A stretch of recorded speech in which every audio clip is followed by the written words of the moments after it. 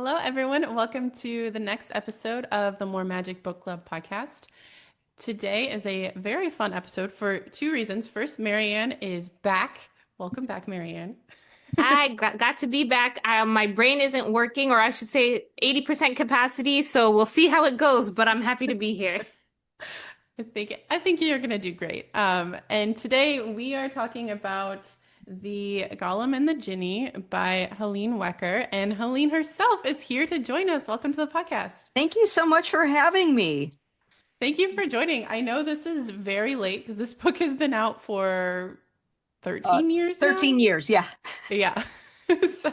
So thank you for joining. When I reached out, I was like, I hope she still wants to talk about this. Yes. Yeah. And it's crazy because it's still, I mean, we'll talk about this with the themes, but even being 13 years old, I feel like it's still very applicable for the world today and life today. So yeah, Yeah. thank you so much for joining. I think this will be really fun. For anyone who's unfamiliar with you, do you want to give kind of like a quick little introduction? Sure. Hi, I'm Helene. The Golem and the Genie was my first book and published in 2013. Since then, there have been two sequels. It is now a finished trilogy, the third book coming out this September 15th. And let's see, I live in the Bay Area of California. That's basically me and my life. And I garden and I've got a couple kids and a dog. It sounds like the dream life, honestly. That's like I can't You have a garden in the Bay Area? I Dream do. life. I do. And that's we are in the deep burbs, and that's how you get the garden is you gotta, sort of go farther afield. But it's been worth it. Yeah. Yeah, very Yeah. opposite coast of the book, which is set in New York. So for anyone who's listening, if this is your first time listening, this is a spoiler episode. So we are going to share a lot of spoilers. As I said, the book's been out for 13 years, so I don't feel too bad for this one because it's been Yeah. around for a while. But I think this is perfect for anyone who is excited about reading the new book when it comes out, but just kind of needs a little refresher. I think this will help kind of jog everyone's memory of like, oh yeah, what happened if you don't have time to reread it. Um, yeah, so I'll just give a quick summary. So I'll try to keep this short. I always end up going too long. But so basically, it's about the golem who is created when this man wants a wife. And I was horrified. I actually wrote in the storygraph, we have like a buddy read on storygraph where you can comment. And on the first page, I was like, I hope he doesn't survive the ship ride over to America. And then he didn't. And then I was like, oh no, I feel really bad for saying that. I was like, oh, thank God. Oh, thank God for appendicitis in Yes, 20th century and 19th century. yes. I actually had a class of kids read this book, and I did like a meet and greet with them, and they decided that the hero of the book was Rothfeld's appendix. Yeah. A fun fact, I got my appendix taken out when I was 17, and I always think about how also fun fact, my mom, my brother, and I all got our appendix taken out 6 months apart, and I always think about how if it was just 100 years before, my dad would have been left with like no one. Isn't Yeah. that crazy? And so to see it kind of play out, it was, no, don't get me wrong, I still think that appendix was the hero, but but it's also just interesting to think about. Yeah. Got a Yeah. lot changed in 100 years, and Hmm. you can expect to survive that these days. Yeah. Yeah. Yeah, that's well, I mean, that's something that we'll definitely want to talk about is like how real the history in this book felt. Um, so just quickly summarize. So yeah, so the appendix saved the day in the very beginning, and she comes to America to New York and then has to learn how to live without a master. She meets this rabbi who like kind of teaches her, and then she starts baking, which is very fun, and kind of starts to live her life. And then I'm like, how do I? There are so many characters. I'll just try to do this in like 30 seconds. And then there's the Jinni who is trapped. He's normally a free fire spirit. I don't even know how you would describe it. But he's trapped in a human body and comes out of a lamp, very Aladdin-y, like Arabian Nights, which I loved. And then he's in New York and he starts, I think he's a tinsmith. Is that what it's called? He's like Yep. making stuff out of metal and very creative and artistic. And then they meet and they become friends. And then they learn that they have essentially the same master, who Hmm. is this evil guy from Poland. Is he Polish? I think. Would have German? been like the Prussian Empire, Yeah. Yeah. but a ethnic Polish Jew in the Prussian Empire back then, and in one of those areas that sort of traded, the borders got redrawn with each war, and sometimes I think it's now Mm. actually, is it now Ukraine? Oh No, my gosh. I think no, I think it is actually Poland now, Yeah. but yeah, just one of it's like, is it Poland? Is it Germany? Is it Russia? Is it Prussia? Is it whatever? It's just the same place. Yeah. Somewhere So in Eastern Europe. Yeah. yeah. And he's very scared of dying because he had a dream where it seemed like he had a dream where he went to heaven and then they were like, "No, you're not welcome here." And then we learned later that he was this like evil I forgot the name, but this like wizard in Um, Syria. Ibn el Walid, son of the boy. By the way, my rudimentary knowledge of Arabic, I was like Uh-huh. so proud of myself. I was like, "Ooh, I know these things." Like, "Ooh, El Oh, Hadid means iron." yep, yep. So- This is it's all thanks to my father-in-law. He's the one, like, I had to run everything by him and make sure that everything was correct because I know maybe a dozen words of Arabic, and I was just terrified of getting things wrong. So, Well, yeah, no, so it came. I he's mean, my I maybe know. advisor. Okay, that makes sense because I was gonna say it's like really good. I mean, I know like 100 words in Arabic, so I'm not that much orders of magnitude better off. But like, I was like, there's layers here. I'm glad that came through, but it's all thanks to him. Yeah, I, on the other hand, completely missed all of it because I don't know any Arabic, but I did get the like the Aladdin reference kind of within the Yeah. genie and the lamp. So, Hmm. yeah, but yeah, so I think we'll just end the summary there, and then basically they have to imprison the guy, the evil guy, and then we get to see what happens in the next two books, which was like such a like. I'm so glad I'm reading it now and not 2013 because now I can actually just go read the next two books and know That what is happened. that is what I'm hoping for now that it's like a finished trilogy. I know I have so much sympathy for people who are like, I am not going to read it until it's done, until the whole story is done, however many years that is. So I'm not sitting waiting for the next book. And now you can see the entire, the whole story. Yeah. I do remember when I finished that book in 2013, 2014, it was agony because I loved it. And I was like, I must, like that pain of waiting. Oh, what a pain. Like it's such a unique pain to readers. And I guess Yes. maybe TV watchers, like, I'm sure Game of Yeah. Thrones every year was hard for people to bear, but it's been years. So I'm super, and by the way, even though I was obsessed with this book, and every time we do a genre episode, I find a way to plug in the Golem and the Jinni. So it's been Oh, mentioned multiple times on this podcast. oh, And thank I you. didn't know that there was a sequel and a third book, trequel. I Yeah. don't know. Tril- Part three, trilogy. Part three, Yep, I yep. didn't know. So now I'm like, oh my God, how did I miss this? So if you're someone else reading who loved the Golem and the Jinni, get on the second book now. The second book is called The Hidden Palace. It landed in 2021, sort of COVID years, Mhm. lost book, didn't, and it was a little hard to publicize, but it's there and it's slowly finding its readers, and I'm hoping now that we can like get more people to read the whole thing. Yeah. I'm one. I already bought as soon as I finished because I now something that's new about me is I'm an Audible reader now, not a book Ah, reader because of motherhood. But yes. as soon as I finished The Golem and the Jinni, by credit, Hidden Palace, reading that after this episode, and then getting on to the third. That was when I made the switch too. I mean, maybe it's not the switch because I do like pretty much equal audiobook and physical reading now, but like, that whole breastfeeding and laundry, you can get a lot read during breastfeeding and laundry. Yep. It's like it can't be anything too cerebral, but you can work your way through some pretty fun books. Yeah. Well, and also I feel like I always listen when I'm doing the dishes. That's like the other thing too. Yeah. Yep. Um, yeah, okay. Well, so let's like dive in because we have we have so many like things we want to talk to you about. But we'll just start with the very, very like kind of easiest one. Well, I guess maybe it's not easy, but so this is set in turn of the century New York, turn of the I guess 20th? yeah, Turn of the 20th 20th. century. Yeah.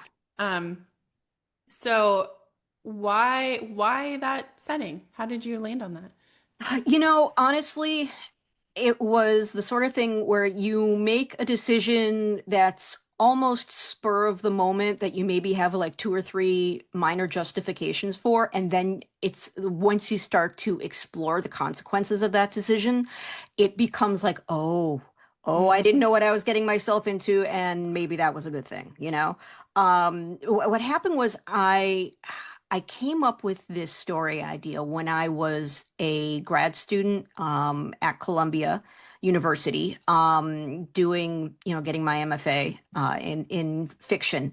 And I was writing these very realist short stories that were about my family history and my husband's family's history, around issues of immigration, my Jewish American family coming over, his Arab American family coming over, as well as Polish Catholic on his side as well. But it was like this multi-generational story cycle, and it was very true to life and very like MFA short story, and I was just not having a lot of luck with it. It just felt kind of rote. Like I knew these stories already. I wasn't really exploring them. I was just getting them down on paper. Um, and a friend of mine in the program challenged me to add to look at it differently. To like she knew what a nerd I am and how much I love sci-fi and fantasy, and she's like, "This is the stuff you're always talking about in class. So why don't you figure out a way to do that with this?"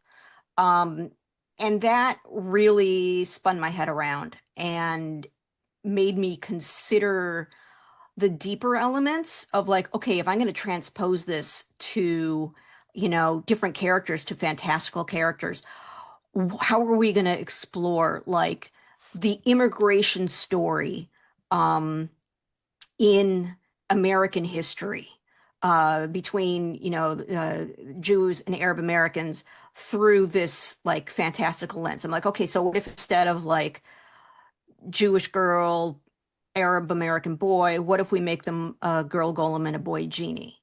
And at that point, I saw them basically in New York. That was like the picture that came to my mind. It was this is an Ellis Island story. This is a coming to America, the grand tale of turn of the century immigration, when it was the heyday, when you could basically get into the country with a few dollars in your pocket and you pass the health test and they just let you in. Um, and so, and I knew like those were like the three facts that I knew, right? And so I was like, well, okay, we'll do it then. And because I wanted them to be able to meet, I wanted them, and New York, I was living in New York at the time. That's probably partially what prompted it. But knowing, New York as it is now, but even more so back then, how, each neighborhood, each ethnicity, you had your like 5 or 6 blocks and right up against each other with like a little melding at the edges.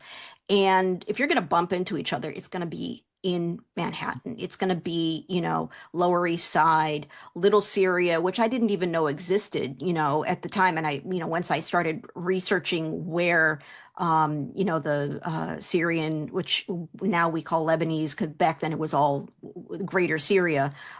They were from, Christians from what is now Lebanon, and they all gathered at the tip of Manhattan, what's now basically the financial district. And so, just having then, once I figured that out, just having to go to the library and learn. And I, at that point, thought I was still writing a short story. And Oh my yeah. gosh. It's like such a grand vision. You're like, 2,500 words, 5,000 words. Maybe it'll be a novella, maybe, and then it just like in my mind it got longer and longer, and as it got longer and longer, I had to research more and more. And what I was learning from my readers, like my readers in workshop, was, first I was starting to do like this sort of overview fairy tale of, they meet within like in the first draft, they meet within like the first 12 pages of the story, and they Mhm. were like, no. No, you need to slow down. Because what's interesting here is the details. It's the details of figuring out how these two supernatural creatures are going to live as human and pass as human and figure all of this out as like, you know, super immigrants, basically. So I had to just research and research and research because I knew nothing. And so I had to like sort of become an armchair historian in order to write this book. And once I don't know if there's any point looking back on it where I sort of went, oh, I've dug too big of a hole for myself and maybe I should go back and make a different decision. I'm glad I didn't because it would just ended up being the best setting and, with the most evocative details. But honestly, I spent so much time on the research that it really was a much, much bigger project than I thought I was getting into. It pays off so well. The history, like you, like me and Demi were talking, like you are the reason why I love this book the first time. First, the immigration aspect is hit so home for me. I am from the other immigrant mecca that is Los Angeles, so Mhm. the Pacific side, not the Mhm. Atlantic side. Yep. But same idea. Ethnic enclaves, all kind of butting up right next to each other. And so it felt so real for me, but also the vibe. Like you are when I'm reading that book, I am in 1899. Like I am in Central Park with women in their, bustiers or whatever they're wearing, their caps, and like how I'm afraid when the golem is walking at night, I feel afraid for her because, ooh, that is inappropriate.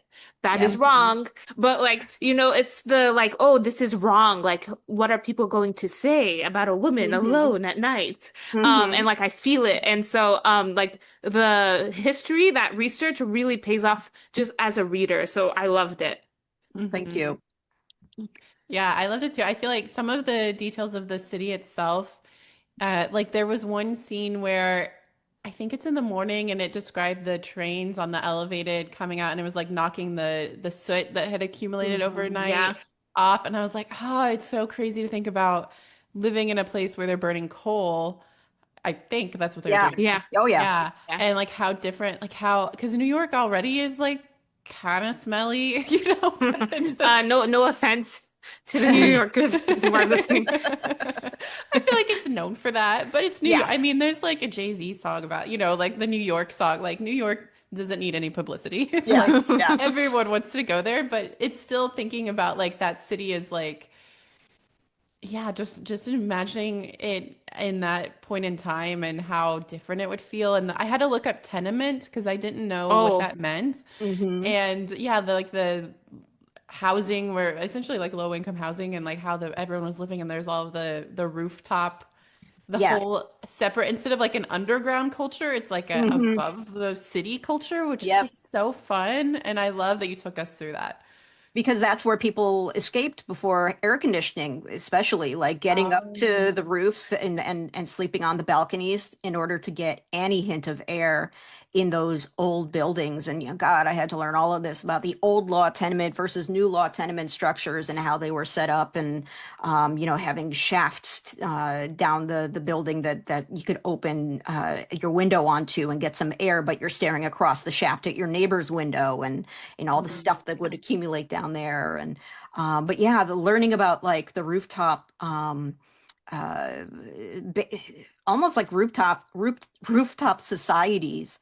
That just of vagabonds, or people who just wanted to get out of their house and just go up on the roof and smoke a cigarette and look out at the city. I mean, it just feels like an entirely different place in some ways yeah. than what we have now, but in other ways, it's just exactly the same. Mhm. Yeah. And that's what I love it too as the reader is like you like the immigration aspect very real, but then the above ground world, kind of like sewer people, but like roof people, Hmm. was like it took you to another place, to another time. And so the juxtaposition of those two is really fun. I also love the magic system.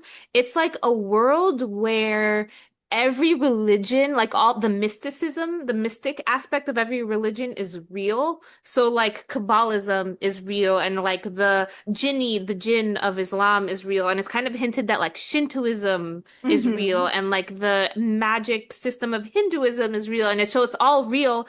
But then you also have like, but then it's the world as we know it, but there's like this mystic underlayer that's just, and this is something we'll talk about in the theme, but like how there's atheists too. Even Hmm. the magical creatures themselves are atheists, which I just thought Hmm. was so fun and funny. We'll talk about that. But so that's like the world system. Is that right, Helene? Yeah, oh yeah. Yeah. And partly, I mean, from my own Jewish background, I grew up, Reform Jewish in the 1980s and 90s. We didn't get a lot of the mysticism, it was more about identity in the Jewish life cycle and make sure you weren't going to embarrass yourself at your bar bat mitzvah. And, it was I didn't really discover golems until, gosh, I think maybe like high school, college, when I Mm. started to read more of like the sci-fi and fantasy that incorporated them. There's, the X-Files had a Golem episode, and I was deep into the X-Files. And, and starting to read more, of like not the classic stories, but the stories that iterated on them. Um, and then as far as the genie side of it, I, like most Westerners, Americans, what I knew was Aladdin and Robin Williams Yes, I and was I about to Dream of say. Jeannie and so there's those like classic tropes and all the, Three Wishes jokes and all Mhm. of that. Um, so when I went to go do that research, I was really astounded by how many variations of the Jinn myth, the Jinn legend, Jinn, um, just the idea of there are these creatures. I mean, this is like a tenet of Islam to today. There are these creatures. They live in the world with us. We cannot see them, but they are here, and they, and they have souls and can be religious or non-religious. Um, there's a surah of the Prophet Muhammad preaching to the jinn, which I just find amazing. Mm. And so just sort of taking that idea of, okay, well, what if all of this is real? And I mean, this isn't like a huge thing in the book. I mean, it's more just sort of this underlayer that goes through of like, okay, the magic systems and the religions don't have to account for each other to be real. It's not like, well, it's all this one thing and everyone else thinks is wrong. It's all of these different systems can operate independently, and no one of them is wrong and no one of them is right. And just that sort of diversity of magic and religion, uh, being as diverse as the humans that practice it. Just it was just a fun idea to play with, and um, I got some mileage out of that, and it was just a fun thing to think about. Yeah. Mhm. It almost reminded me of like different languages, but speaking the same idea. So it's like there's this magic in the air, and the way you harness that magic and manipulate that magic for good or for evil, is like it's just like an expression of your culture, but it's like Yep, it's there. yep. Sort of, yeah, exact. That's a really good way to put it. It's like speaking different languages in order to make a similar point. Yeah. Yeah. Mhm. That kind of segues into a question I had, which is, so if the Jinni is fire and the Golem is earth, does Hmm. that mean there's also air and water, or have And you then explored that? Is that everything Mermaids? singular? changed when the Fire Nation attacked. Yeah. Yes, maybe. It's fun to play with elements. The problem then is you have to start. Then it's like you got to categorize everything, and I really didn't want Yeah. to categorize. Yeah. There's mentions of different creatures in the first one, and one of them is that the jinn of the desert are scared of traveling through what's called the Ghouta, which is the oasis band that separates Damascus from the Syrian desert. Mm. And it's like a no-go zone because there are creatures in the water there that will grab you and pull you down and extinguish you. Ooh, I love And that. so that's one, I guess a water element. I don't know if I ever really got an air element. Was that water, the Oasis bit, was that something Mhm. that you came up with, or was that also grounded in like folklore that like, Oh gosh. The problem that I ran into with researching gin and trying to like get it right, quote unquote, was mm, that the stories have spread so far across the region and have been like worked through so many cultures and landscapes that they don't agree. There's a couple of threads that run through the stories. Gin are made of smokeless fire. That's like one basic constant. Another is that there's like a hierarchy of different kinds of gin. And one is that they fear iron. In mm, that very um, sort of global myth way of like elemental creatures or creatures of nature fearing iron, fearing man and development and the havoc that we wreak upon the natural world. mm, Um, Aside from that, it's all up for grabs. Whether they're substantial, insubstantial, shape changing, possessing, the different, amounts of intelligence, different kryptonites, I guess, of, what it is that they fear or that will kill them.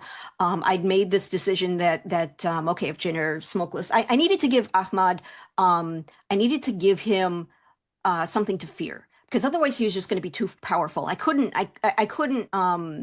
make him so overpowered that he could just magic himself out of any situation and get out of the story completely. There had to be right. something like that was keeping him in place and inside and making him live as a human. And I decided that one of them was going to be that he water, basically immersion in water will kill you. Not just a little bit of rain, but you jump in a pool and you die. Um, Mhm. and then I'm reading through the Arabian Nights, and one of the first jinn tales is this genie like rising up out of a lake to talk to a man, and I'm like, oh God, Oh no. oh well. And so you just have to. I really literally had to decide. Okay, this is mine. This is my version. Hmm.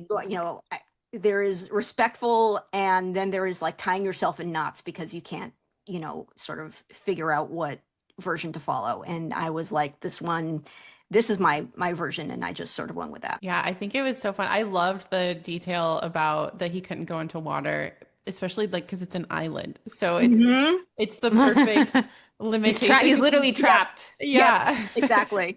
Yeah. And he's like his like internal struggle of like, well, I used to be able to just like fly on the wind and go anywhere, and now I'm stuck in this Yeah. human body, and I can't even because there's water, I can't even leave. And I loved those kind of like back and forth, which maybe we like shift and talk about the characters a bit.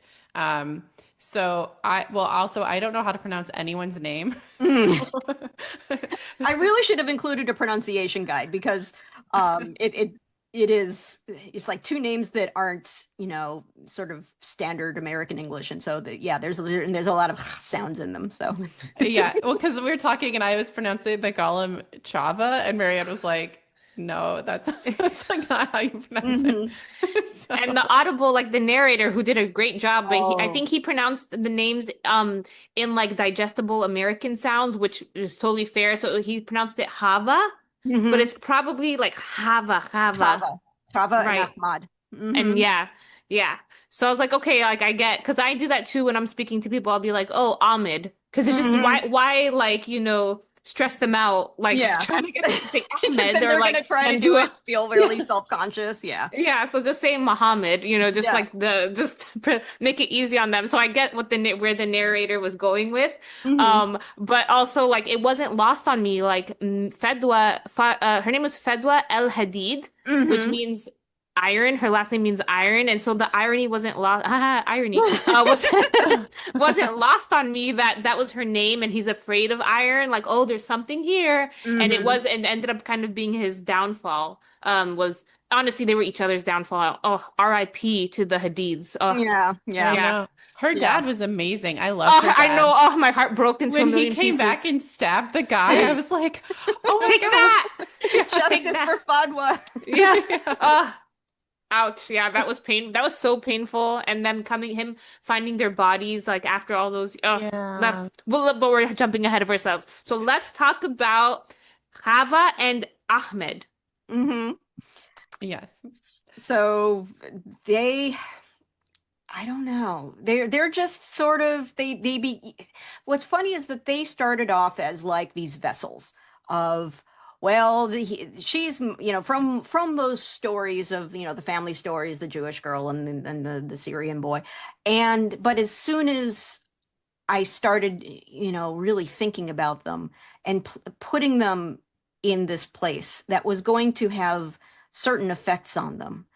Um, of like how is it that they're going to live here, how is it they're going to survive, then the themes started to change and they started to develop their own character traits and they pretty quickly became people who are not me and my husband, um but maybe retaining a couple traits, Hmm. um and they just developed.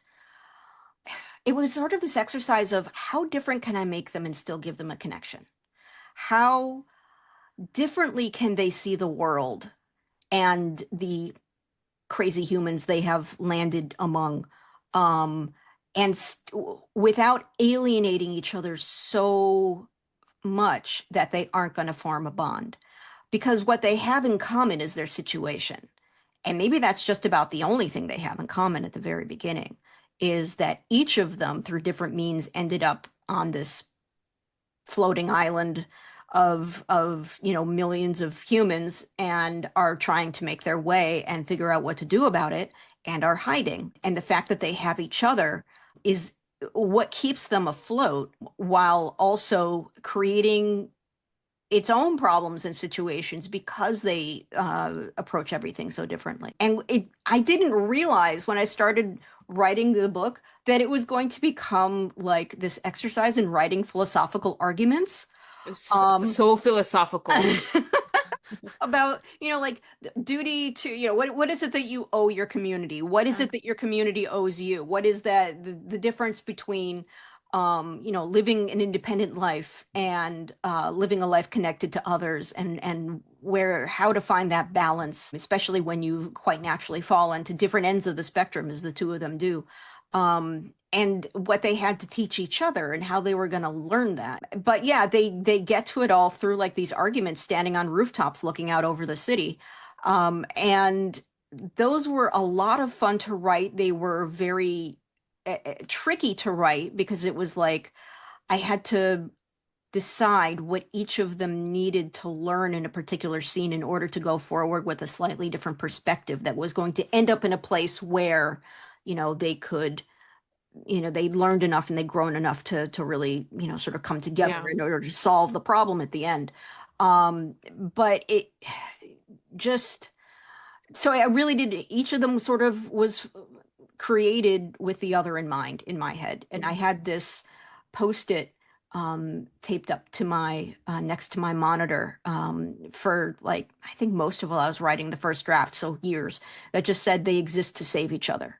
Oh. And that was sort of, and it was just a thing that I thought and wrote down one day, and I put it up there, and I just looked at it every day of like, okay, these two, they this is, they're intertwined and they have to be. Mhm. That makes so much sense because I wrote in my notes, I love how opposite they are.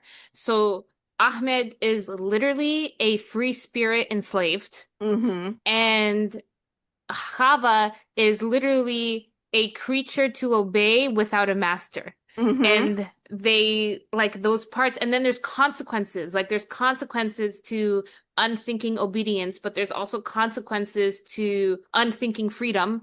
And so you could see how they kind of like fit each other to tamper the extremes of these personalities to when they come together. Yeah. And so I just love that that's how they're saving each other throughout the series. And I also loved how slow it was.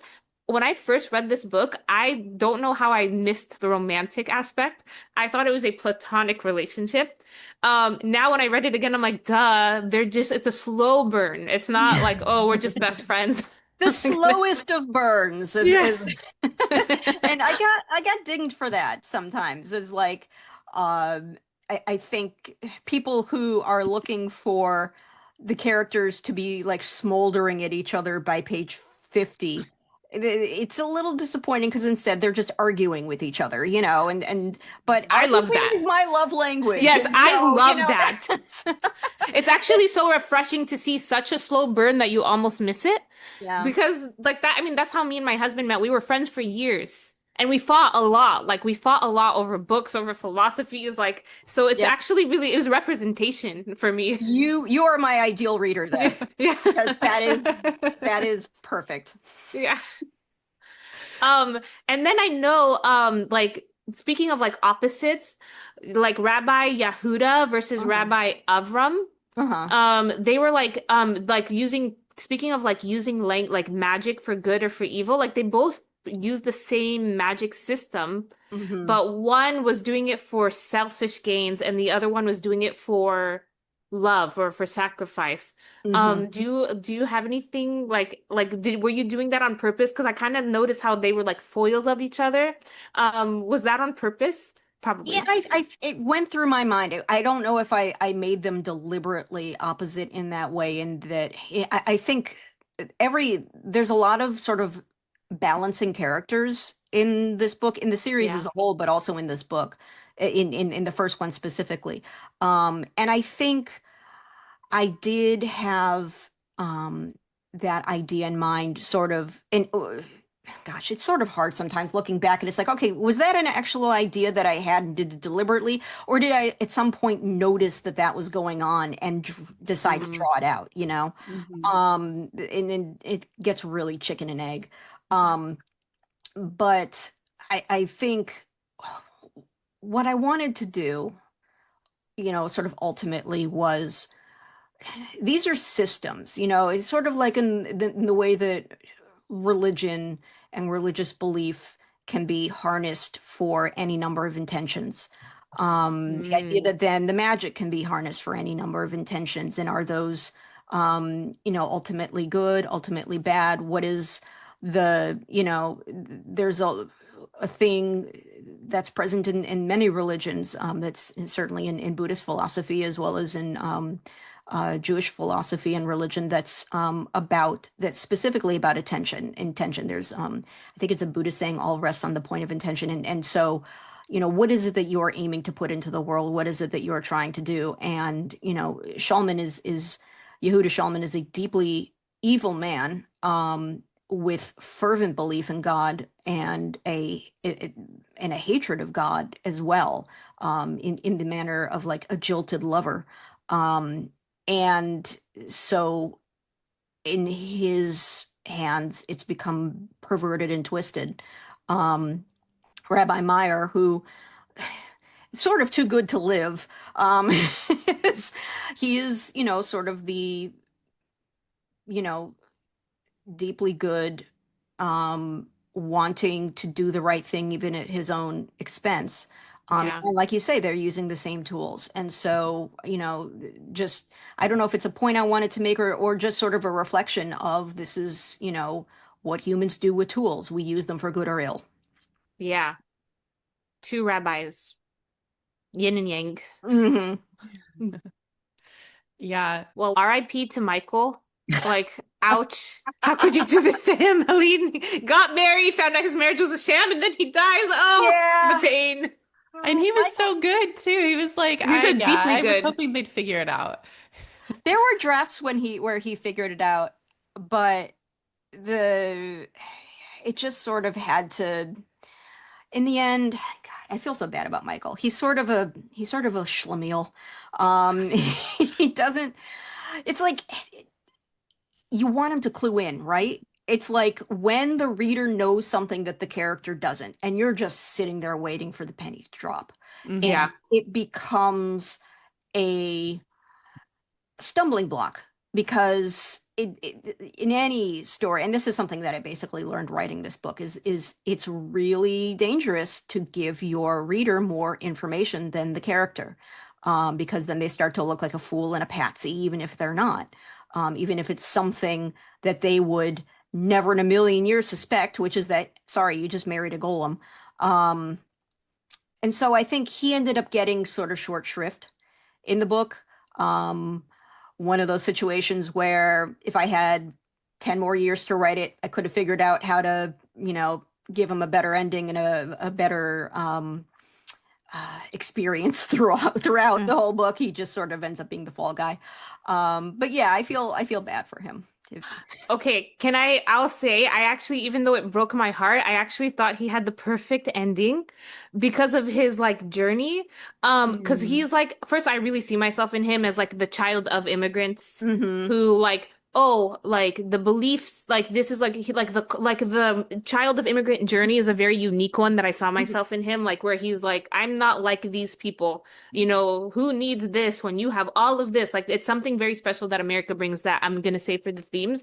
But he's like, he has the journey of an unbeliever. Hmm. Like he's someone who doesn't believe. He believes in making the world a better place, which is something that I also believe in. And Hmm. he like dedicates he literally sacrifices his life to make the world a better place. So he's a deeply good person. But he Hmm. also doesn't believe in like magic and like Hmm. God and the greatness and like the fact that there could be more than the material things. And I think that we Hmm. even talk about materialists. He also like he talks about his materialist friends and things like that. But Hmm. then in the last breath, he believes and he's brave. Like he looks evil, like magical evil in the face. And he, instead of cowering in front of it, he like gets his last word and he Hmm. dies. He like Hmm. dies in defiance. And like he in his last breath, he believes like the way his uncle wanted him to believe. So in Hmm. my head canon, he's reunited with his uncle, his aunt, his mom, his dad. And so I Hmm. feel like he had a good ending in the great beyond. But like it was just also really sad in the human sense because I'm like, Yeah. oh, like he didn't Yeah. get a chance to live to an old age, but he died as a hero, I think. Well, Hmm. I'm glad you think that. He's a humanist and he is trying to do right by many, as many immigrants as he can. And he's running a sheltering house, at, basically the expense of his own health Yeah. and the fact that he's living, maybe one step above abject poverty. And he does it, yeah, because he is a good person, and he's a good person and an atheist. And that is, I think it was important for me to sort of make that point in all of amongst all of my religious characters. Yeah. There had to be, there needed to be someone who did not believe, but had faith in humanity. Hmm. Yeah. I feel like that really tied into the larger like New York. Like it added that like kind of representation for all of the different types of people who Hmm. would be Yeah. existing there and the different ideas. Because it's like Sophia and like the Winstons, like they were also a very different group, obviously. Hmm. And I'm like, I don't even know if it says what religion they are. I assumed They're Christian. Christian because someone married a Catholic and they were like dead to them. Yes, Oh, Right. yeah. yes. Yeah. They're very much the stereotypical like waspy Yeah. Yeah. original New Yorkers, probably descended from the Dutch settler, Yeah. Protestant. But yeah, that was Sophia is a fun character, and if you like Sophia, you should definitely read Hidden Palace. I But saw that she was in it and I was like, because I was telling Marianne, I was like, I really want to know what happens with her, like in this like I have my sickness. prediction on that. uh, Yeah. We'll say that. And I saw she's in the next book. I was like, okay, done. Yeah. yeah, I mean, she came about because I was like, well, once Ahmad gets his feet under him, what's he gonna do? And I'm like, he's gonna find the richest girl, like the most impossible girl to land, and he's gonna land her, because he's bored and he's like feeling himself, and he like this is gonna be his like his stretch, his challenge, you know. And then I decided, okay, but then I had to think about the woman and be like, okay, well, what's her deal and why is she, maybe it's not that he's like all that. Maybe she's in a position where she is ready to sort of give herself over to someone in order to, even for one night, mentally like escape a life that is laid out in front of her. And so I drew up a whole backstory for her. And then she became a character in her own right. And then she took over, like certain parts of, she tried to take over the first book. She ended up taking over a lot of the second book. And she ended up being one of my favorites. But yeah, she does definitely come from, the very, that very high society, sliver of New York, and which was fun to research and play with. Hmm. Yeah. Yeah, I think she was one of my favorite characters. May I loved when we first see her and she's like, "Well, I'm gonna leave the door unlocked and we're gonna Mhm. see if he comes." And then like when he comes on the balcony, I just kept thinking of Aladdin and the scene like where he's on the magic carpet with Jasmine. I don't know if that inspired that scene, but I was like, this has this. It had a I thought very that too. I saw that. I felt that too. okay. You Oh, did, yeah. Were that's we right? funny. No, oh, I wish you were. This is one of the funny things that is like retaining a couple aspects of my husband and me, which is that my husband, when we were in college, really liked to climb the balconies in the dorms. Oh my And gosh. So so your he, real life was Aladdin. well, he, oh, maybe he didn't climb up my door. It wasn't my dorm that he climbed up, but he would like he loved to do this trick where it's like if someone he knew that someone was on like the third floor of a dorm that had the balconies, and he'd like wave at them, as like he's leaving and they're going into the dorm, and then he would like climb up the balconies and wait till they got into their room and wave at them then, like, and oh, so funny. So he was definitely a bit of a mischief maker, when in the college years. And so that was sort of where I got that, is like he's gonna climb the balcony. But I hadn't even thought about the fact that that is very much like an Aladdin thing. Oh Lord. Oh boy. I totally thought because it really I love that it's based in like real life and not the Disney movie, but it had that feel because it felt like a little yeah, just like Arabian Nights to me. Like Hmm. because he comes up and then he leaves the little figurine Hmm. and then he like at one point is gonna I think he's gonna jump off or she thinks he's gonna jump off and that was like what Aladdin does in the movie onto the magic carpet and Oh my like God, after 13 years, you guys are telling me something I didn't know about. Like, I did not even think about that. I haven't seen the movie in so long. That's your hilarious. subconscious was so tapped into it. I loved it. It was honestly probably my favorite scene because I loved her because I feel like a lot of times like Bridgerton and all this stuff like the Hmm. like rich girl who has to like be the uh, virgin and like go Hmm. what's it on called? like The seasons. Go yeah, to go Yeah. like the toward the season. seasons. And like she's supposed to be very prim and proper and she's like I want to like have adventures and I want to go and like I want to go to India and I want to go like I think she's the character I identified with the most. Hmm. And she and then yeah, he comes and she's like well, I shouldn't, but I'm okay. This is gonna happen. And then Hmm. and then she ends up pregnant with fire. And I'm like, oh my God. That's where I'm like, I have to know what happens. Yeah. So, I loved her ending. I'm so glad that she got to escape. And Yeah. I'm yeah. super excited to see her in the sequel. Um, maybe we have time for one more character who we know is one of your favorites, Okay. Yeah, I Mahmoud read in the back of Salah. the book, yeah, Yeah. Oh, yeah. that you liked him. He, and he was the one I was like, when we talk about who dies and who lives, the fact that Saleh died, I sort of had to kill him at the end, and I felt so bad about it, but he gets a good death.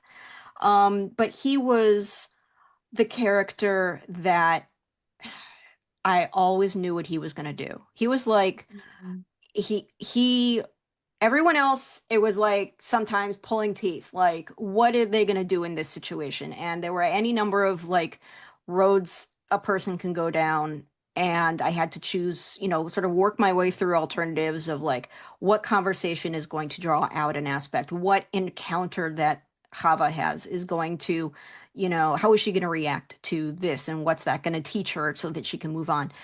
And Mahmoud Saleh, I always knew exactly who he was. I saw him. The way that I came up with him was that um, I was reading this article about Little Syria from 1890, 93, 98, something like that, in New York Times, about this picturesque new neighborhood full of, exotic people. It's like the most racist drivel. It's like Orientalist. Yes. Like Oh my God. It's like a master class in Orientalist description. But this is before photography and newspapers, and so they would do drawings, and if someone just comes and does a sketch, and then it ends up in the article. And one of the illustrations was this man sitting on a curb, and he had like a small turban wrapped around his head, and he's sitting next to like this wooden churn on a cart, and he's got like this sort of drooping mustache and just the saddest eyes. And underneath it says an ice cream seller. oh. And I'm like, who is he? And I immediately just, his whole backstory. So I hate it when writers say, oh, it just came to me and I wrote it down. It's like, you suck and I hate you. But this actually, it just like came to me, and I wrote down like everything that had happened to him that had gotten him to this place.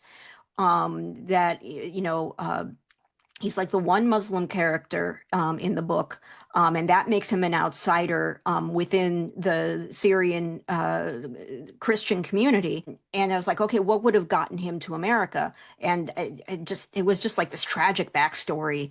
And as soon as I wrote it down, he became just like, I always knew what he was going to say. I always knew what he was going to do. And he was just sort of the steadfast person who, he gets his world rocked by the end of the story, but he doesn't change. That doesn't change who he is. It just changes how he perceives things.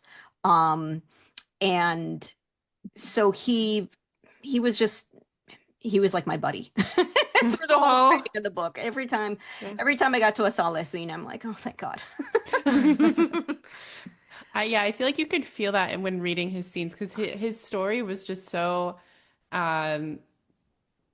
tragic, but also very American. Like, I feel like that's like a story you hear of like, well, all of these things happened in the place where I was living before, so I'm coming to the US. But I love that he wasn't coming here for like the American dream. He was more like, I'm gonna leave everyone and then just like go die on the streets of New York, basically. Yeah. And then he ends up like, I loved when he got his like sight back, and that he was able to see again, and his experience of that, and just like kind of, he was like in this euphoric state for like the very end of his life, and then he goes and traps this like all power, like I guess not all powerful, but this very evil like being, very very powerful. It was and it was perfect, since like the Jinni had been in his, or like the piece of the Jinni had been in his mind, and I don't know, I thought it was beautiful. I loved his story. Thank he you. also dies in defiance.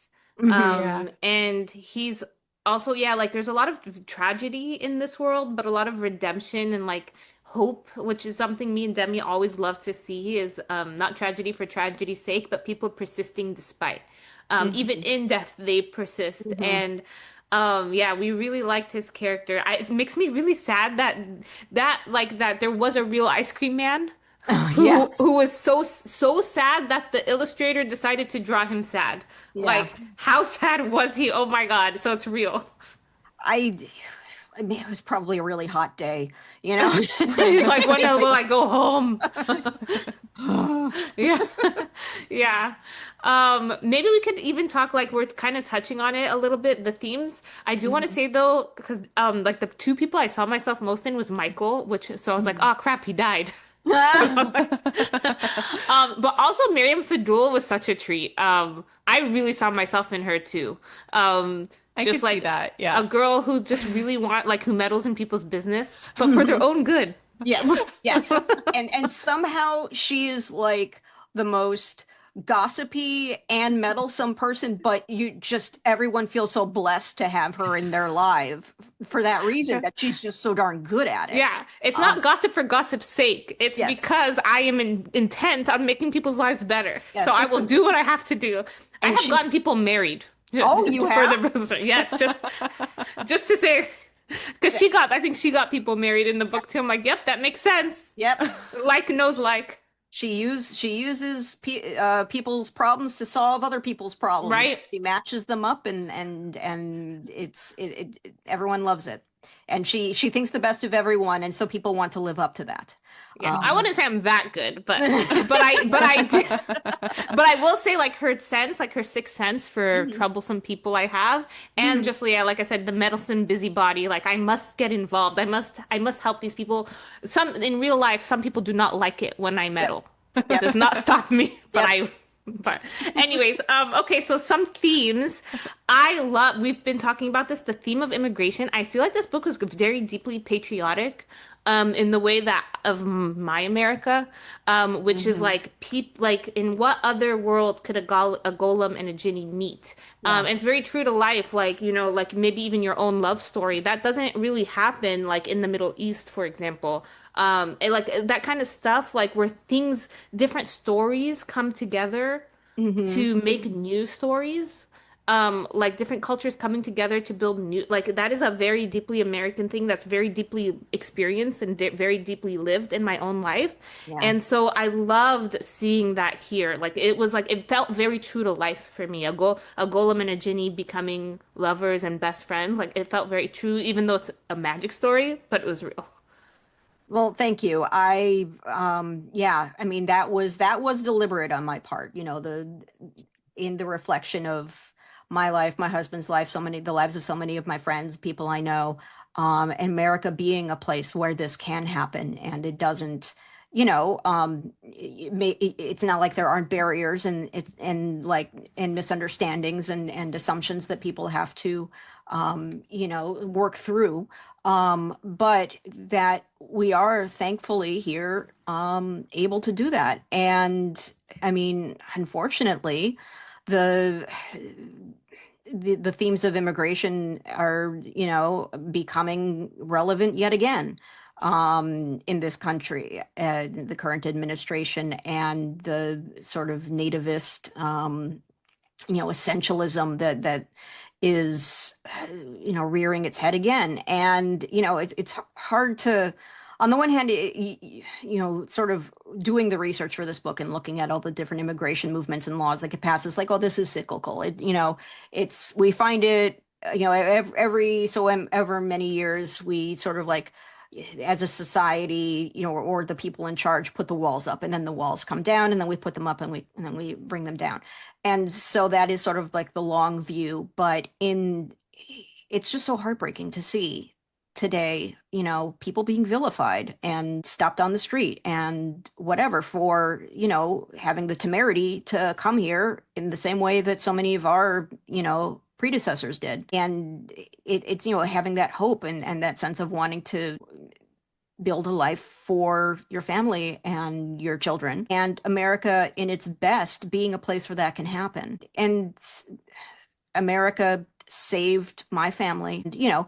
Maybe America could have saved a lot more families, but we were the Right. lucky ones. And so that was something, it's something that it's sort of like a foundational element of my life. And so that, yeah, trying to show the best of that, and the reality at the same time, and through a fantastical lens. So, it's all in there somewhere. Hmm. Yeah. That's beautiful. Yeah, I love how it was portrayed in this book. It kind of makes me think of one of the themes that I kept picking up on was this feeling of being unsafe in your body, which also relates to immigration, because a lot of just like profiling, like, oh, you look like an immigrant. But then in with the golem, she didn't feel safe with herself. She didn't trust her body because she's like, well, what if I hurt someone and I don't intend to because I'm so strong. And also, she like didn't know like she had to like explore her body with like the pin, like the Hmm. needles and see like, well, what happens? And she didn't know if she could like have kids. Like Yeah. I don't know, which I feel like was another theme also like birth and creating life and things as well. But yeah, that like just the sense of feeling unsafe. And I thought that was really counter to the Jinni who he didn't I don't feel like he felt unsafe in his body, but he felt trapped in his body. So there was Hmm. a bit of like exploration of like your actual physical body in this as Hmm. well, which I really loved. Yeah. Cool. Yeah, and that was, I mean, the golem myth is building, it's like the Frankenstein story. It's Yeah. basically building something that, maybe you can control and maybe you can't. And either there's always the possibility of it getting out of hand and, going on a rampage. Um, a threat to the very people it's meant to protect. Um, and that's a very real part of who Chava is, and she is terrified of herself and what she can do, and she Mhm. is, ignorant of her own, um, strength and abilities, and that's why she's learning. She tries to do things like the sticking the pins in her own arm to see what happens. She's trying to figure herself out, um, and that is sort of opposite of Ahmad. You're right that he's like, I used to be so powerful, and now I am constrained. And she's like, I would like a little more constraint, please, because I am terrified of myself. Mhm. And so that is another thing that they argue about. Yeah. Yeah, well, and I really liked that because at first I was like, oh, the golem's a woman and like they're supposed to be subservient. And I was like, oh, I wish that it would, I wish that that wasn't, I mean, it's perfect because you get to explore the themes of being a woman and like in Hmm. this creature that is like even more almost gendered and not even gendered, but like in this classic like female, like feminine position in a way, like being Hmm. subservient to someone. But then I just thought that the idea of like there's so much about creation in this and like we have the man who created her and was her master and then also we saw like multiple pregnancies. We have Anna who's pregnant and then Sophia briefly, but thinking about like the idea of womanhood and that strength and like the Hmm. who else can like birth a child than some like like that's like such a painful thing to do and you have to have such a high tolerance for pain and like so much strength and I kind of love I ended up being like oh of course a woman has to be the golem like this like Hmm. very powerful being who can create all of these pastries at like an inhuman speed like no man could do that like it's like so yeah I loved just like kind of that like theme around all of that. It Yeah. was it was really interesting to put a golem in a with like the strength and power and unstoppability in a female body in 1899. And Hmm. that now she's got to be sort of meek and subservient, and she can't show people what she can really do. And if it was up to her, she would absolutely be like a stevedore. She'd be out building buildings or something, and she'd be working in construction all day long, but she can't. And Yeah. so it's like she has to figure out how to, make herself a little smaller in that way. Yeah. Hmm. It And was which is not a lost. very female sort of experience. Yeah. Yeah. It was not lost on me that like Ahmed got to like neither of them slept, but Ahmed got to go through the streets at night, Mhm. whereas she just has to like sew the same dress So, over and over again. Like, ugh, what a horror that is. Yeah, yeah. Like I almost went crazy for her. I would that was it's horrible, but it was such a good example of how she like the gendered aspect of Mhm. 1899. It's one of those things where I'm like, I'm so glad it's 2025 where I'm allowed to go out by myself. 2026. Yeah. 2026. Oh You're God. like, time stopped. Oh God. Oh God. Um, there was a theme that I really loved that like they had again and again between Chava and Ahmed, which is the fight of religion. And Mhm. it was just so funny to me that a jinn was atheist. Like he is literally a creature of he's like and it makes me think about us as humans Mhm. because he's like, what do you mean there's no magic? That's so Mhm. stupid. Who believes in Yeah. magic? And he's literally a magical being and makes me think like us, like what if like we're magic, like we are Yeah. special, like, and we're like, what are you talking about? There's no magic, and we are like our existence is magical, and like it makes me grateful to be alive. It's just because like you could see how dumb it kind of is to be like, oh, it's not special at all to be alive, like, but like he's literally saying this to a golem who Yeah. has like been like who's brought forth by magic. And so I Yeah. just love the irony of that. And it's like shows up several times and I'm like, wow, that's just man, that's funny. Yeah, it's like there is no it's the idea of like there's no magic, there's only science that hasn't been explained yet. Any sufficiently advanced technology is indistinguishable from magic, and I don't remember what Yeah. exactly said that. But that idea of like well in magic in the like the religious magic of like well it involves belief, and it's like okay, so if something is real and standing in front of you, you don't have to believe in it Ah. in order to for it to be there. And so there Mm. is that sort of faith aspect that uh gets that becomes a is that real? Is that not? Is that, if I believe in something, is that the key in the lock, or does Ah. it just work regardless, And so that's yeah, it's like one of the more like tricky philosophical conversations that they end up having of their many. Yeah.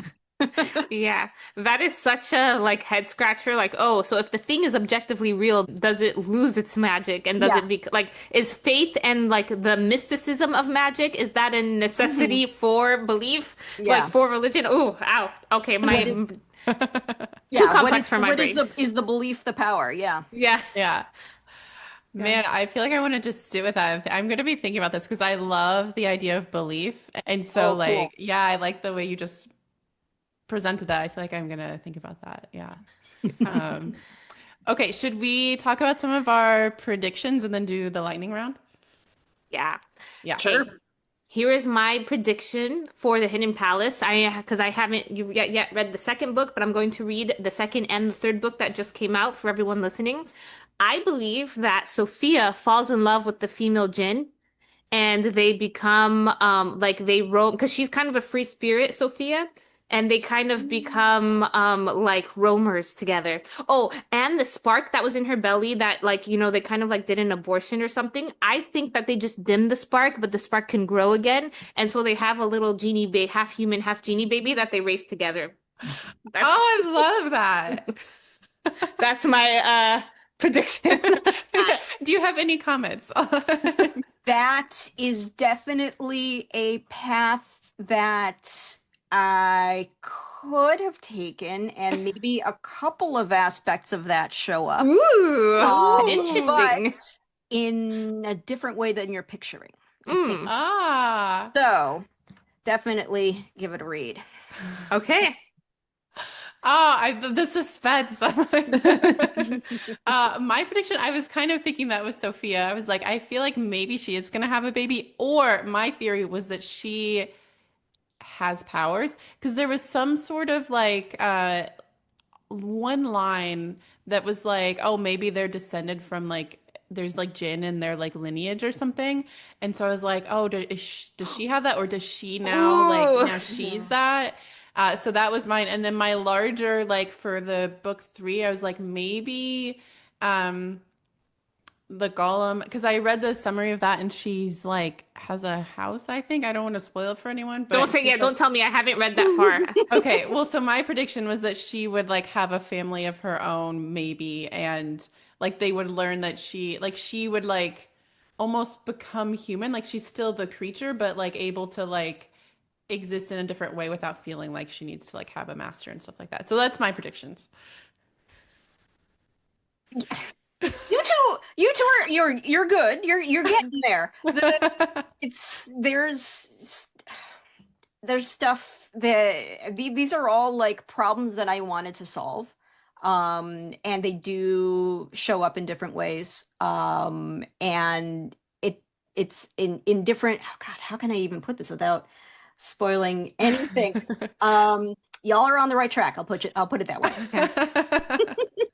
But Uh, if you were to give point, like who's more on right on the track? Who I wins? mean, honestly, I think it's a tie. You are both Ooh. you are Okay. both on the right track in slightly different ways. Okay. Okay. Well, now we have to finish it, and we have a battle to see Yeah. who predicted it. What would you say the vibes are of the next two books? Is it still like mostly New York, or do we see other places as well? The second book, mostly New York. All three books, they're New York centric books, but we do in the second book see a lot of the Middle East as well, Mm. through Sophia's eyes. I'll just say that. Um, the third book, there is some Chicagoing happening. Ooh. Ooh, And I lived in so Chicago for 10 years, so I'm excited for that. Yeah. yeah. So, and it's not, it's touches, it's like the beginning of the book. But that was also fun to research. I grew up outside Chicago, so it's not that I had to put it in, but it sort of came naturally as like, okay, we're Yeah. the other big US city. Let's make it Chicago. Um, and so vibe wise, the second book is it takes place over much longer period of time Mm. than the first book. It's a span of 15 years. Oh. Whoa. And it's more there there's a lot of character development in it. That's because that's one of the things I wanted, one of the reasons that I made it a 15-year span, was to see, if the first book is about the shock of immigration, and arriving in a new place. Okay, what's the second book going to be? It's going to be about assimilation. It's going to be, how does the place where you're living change you? And that's like a long, slow process. So I So needed true. some scope in there in order to do it. The hard part was making it 15 years without making it like a book that was 15 times longer than the first book. Mm. So I had to figure out how to do that. The third book is more, there's like it's the most, I think, fantastical in terms of the plot, that there are machinations happening. Um, Interesting. and Yeah, I mean, it's more not, magic. We're here for that. there's Yeah. there's there's some more magic in the third one. And it's like the world broadens out a bit.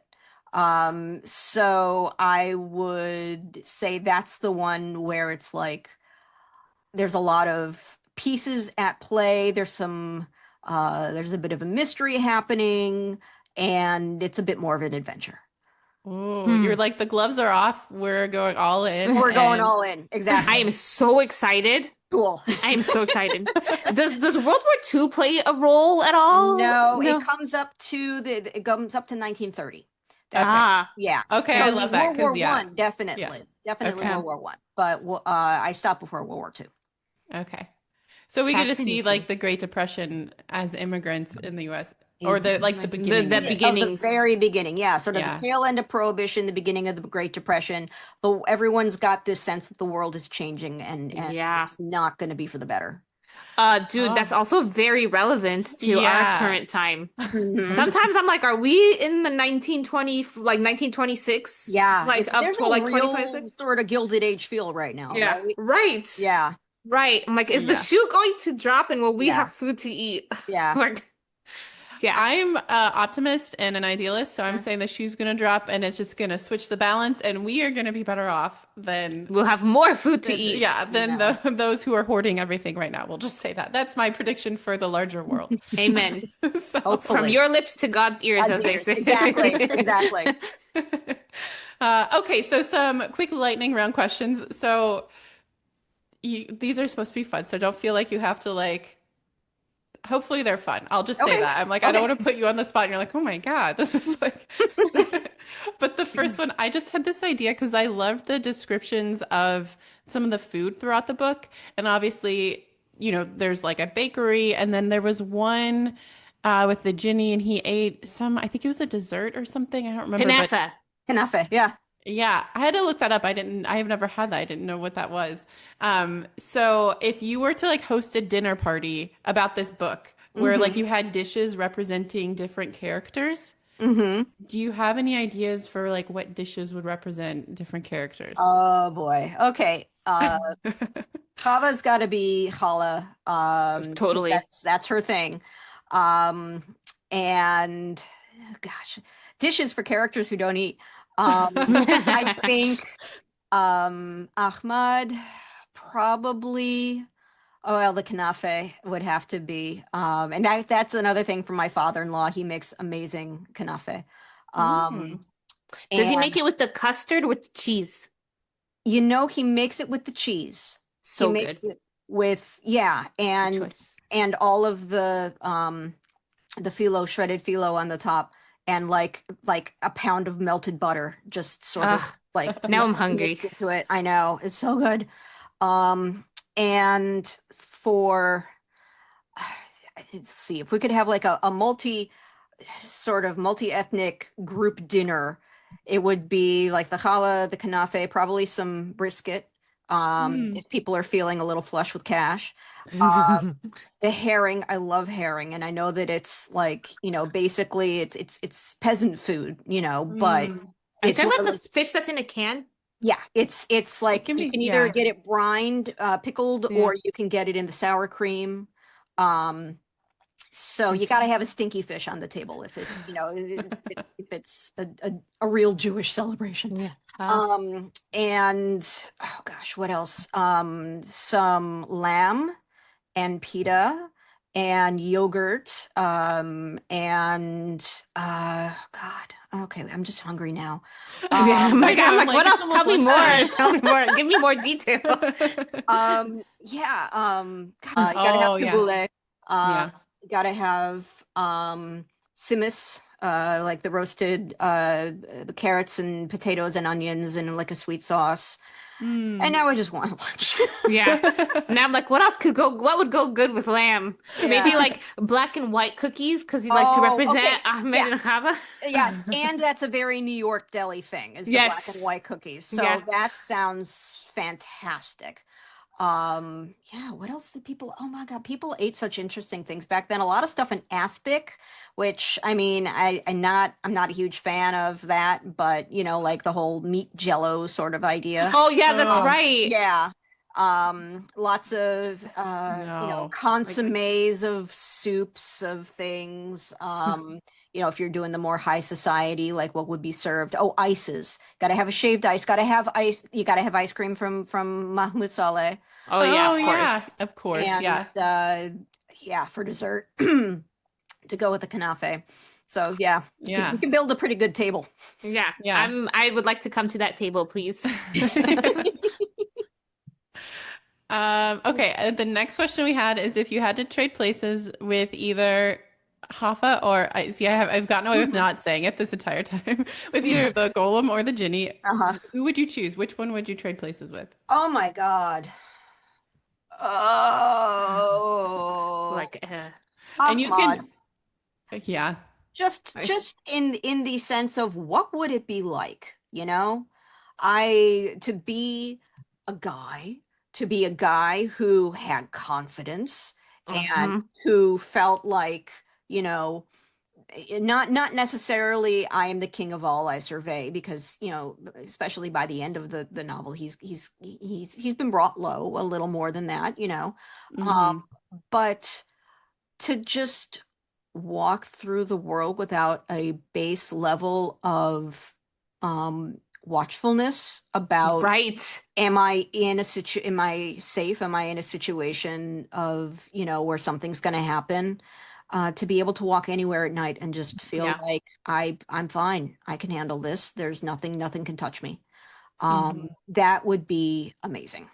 Yeah. I think every woman wants I think every woman wants that like deep desire. Like what is it like to just be Yeah. at night, walk at night down an alleyway? Yeah. Well, and if someone attacks him, he can just like melt them. Yeah. I Yeah. don't know if he could do Yep. Yeah. that, but yeah. Boop. Be gone, mugger. Yeah. Yep. Okay, the another question we have is, are there any other historical periods that you want to explore that you haven't explored in this trilogy? Um, Gosh, everything's so interesting. The problem with getting up to like lived history is just having to be so true to life, and there is so much evidence and so much that you have to research. Like 1899, I could fudge a couple things because no one's gonna really, I mean, some historians will correct me, but no one's like, that's not how it was when I was a kid, because, that's just a bit too Hmm. long ago. Interesting historical periods. Gosh, I mean, there's so much in the Middle East that you can explore, different areas of different times of history, different like moments in history that were consequential. World War One, there's a lot you can do during World War One. And it's this feeling of like, sort of the Great War that's been in some ways forgotten. I mean, I just finished reading Angel Down by God, I'm blanking on his name. He just won the Pulitzer for it. Um I'll remember it later. It's about a company of US soldiers who in France during World War One, just living through the worst of like the muck and the trenches and all of that, and who discover a fallen angel basically like on the battlefield, and like Whoa. they have Oh. to figure Whoa. out. Yeah, it's amazing. And By it's Daniel Kraus. Daniel Krauss, thank you. Yeah. And it was, I mean, it deserved the Pulitzer. It deserved Wow. every accolade it's gotten. It's constructed like one big run-on sentence. Hmm. And which, like, when I hear that, I'm like, oh, really? But it has this feeling of like, That's what I was thinking. it's almost like epic poetry, the way that it like Whoa. the rhythm of it goes. Okay. It's amazing. But it's like these moments, it's not so much like periods in history, it's like aspects of history that I want. It's like that moment right there. What the heck was going on? What was it like to live through that? Hmm. Um, and that was some of the stuff that, especially during the second book, writing Hidden Palace, having to compress 15 years down into one book. It was like I had to identify which like sort of flashpoints of history I was going to focus on, because otherwise it was just crazy. And so there was some stuff in there that I'm sure, oh gosh, just the beginnings of modernism, of having to learn about like sort of the art and architecture of the time, and Hmm. all of silent film. That was one thing that I Oh. wanted to get into the second book, and I ended up having to pull it out because it was just so overstuffed already. The way that silent film was like a lifeline for immigrants to the US, because you didn't need to know English. You didn't need to know another language in order to have like a cultural moment with the people around you where you're all watching the same thing and laughing at the same jokes. And so it became almost like a physical language of like, you turn your pocket inside out and that means you don't have any money, and like you put your hand, like that means like something's stinky, just all that sort of um the assimilation that happened through silent film. That was something I Hmm. really wanted to get to, and I just couldn't. So yeah, Hmm. different aspects, if not, if not actual like periods of history. Hmm. That's so fascinating. I had never thought about that with silent film before. Yeah, That makes sense. there's been it's Yeah. God, I could have the number of times that I was researching, I was like, I could totally get a master's in this. And then I had to remember, okay, no, you're writing fiction. This is not a Yeah. thesis. Like, Yeah. you did that already. Just keep writing the book. But I love that idea of media. It makes me think of my mom who connects with Korean people because of her love of Korean dramas. And Yes. like like a Korean immigrant who barely speaks English, my mom who doesn't speak English, but they'll be like, "Do you we love this show," and like instant best friends. That's Like amazing, right? It's yeah, just it's so true. the way that you can bond over something like Yeah. that. Yeah. About high Okay. schoolers falling in love.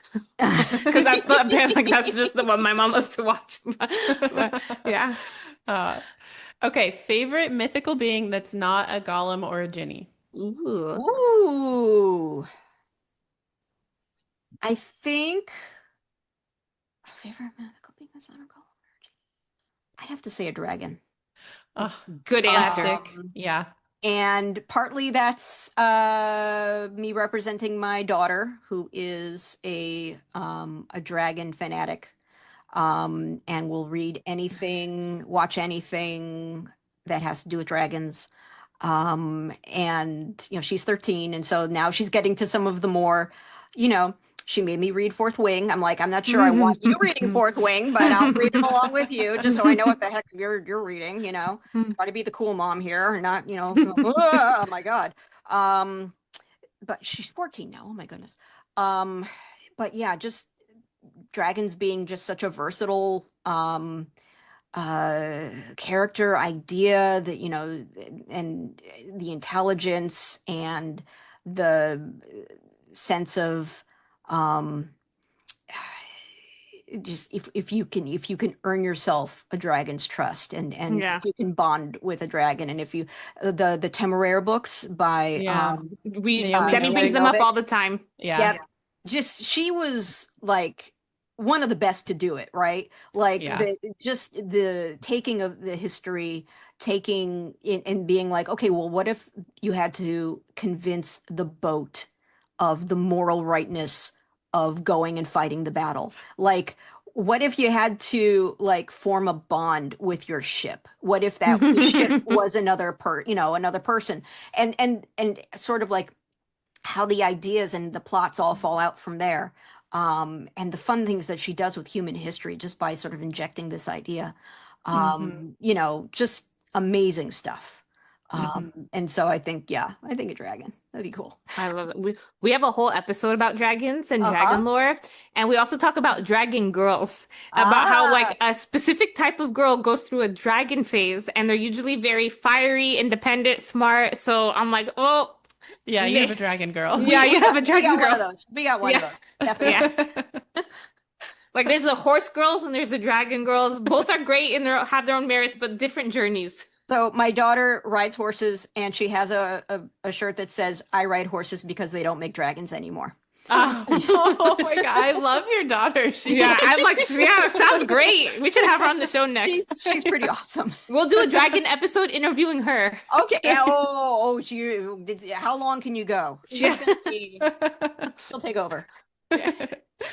Okay, last question. How do you find magic in your daily life? Oh gosh, how do I find magic in my daily life?